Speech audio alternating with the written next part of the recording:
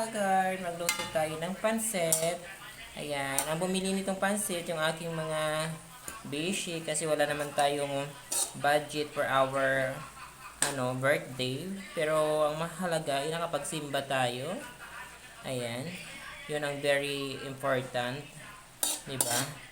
Magpasalamat sa Panginoon. Ayan, bumili sila ng 1 kilong pansit bihon. Yun lang. At bongga na yan. Diba? Sa panahon ngayon na mahirap, wag na tayo kung ano-ano pang lalo na wala naman tayong perang panggastos. Ayan. So, antayin lang natin mga kahagard kasi haluto na siya. So, ayan mga kahagard. Lagyan na natin yung ating bihon. Pakuluin lang natin siya para lumambot. Tapos hanggang sa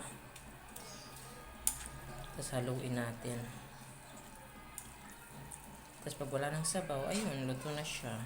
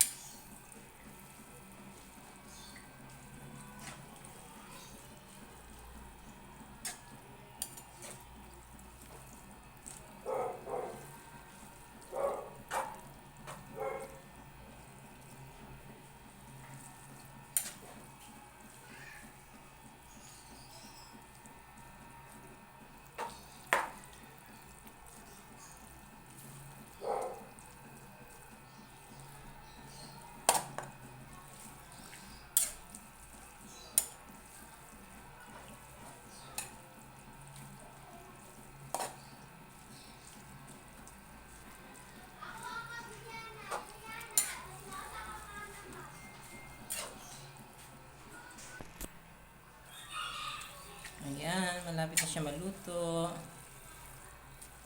Paanuhin lang natin yung kanyang sabaw, guys. Ubusin lang natin yung sabaw niya.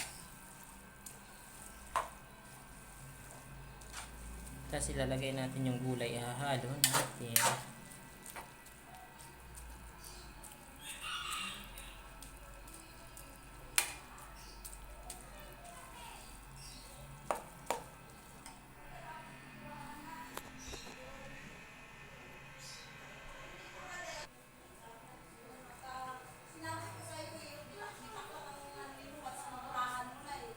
So, ilagay na natin yung ating gulay para siya, mahalo.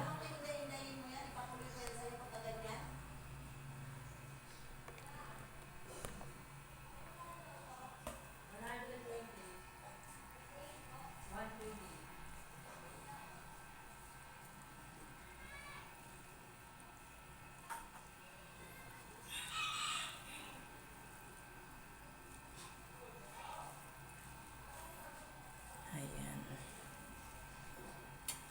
So, ang sahog lang nito ay kikiam kasi walang budgets ng mga tao. Sponsor lang ito ng aking mga beshi.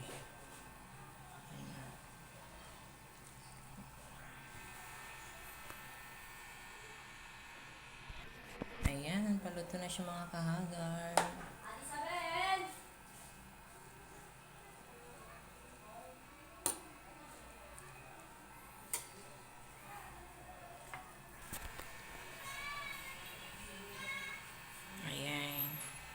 So, ang kahagard, luto na yung ating pansit. So, maraming salamat sa mga nanonood, sa patuloy na nanonood, sumusuporta.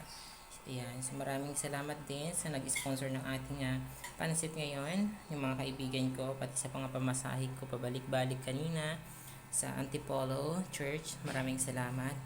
Thank you sa inyo. Pasensya na kayo at walang-wala talaga ako ngayon. Ayan, maraming salamat sa inyong lahat. So, hanggang dito muna yung ating vlog.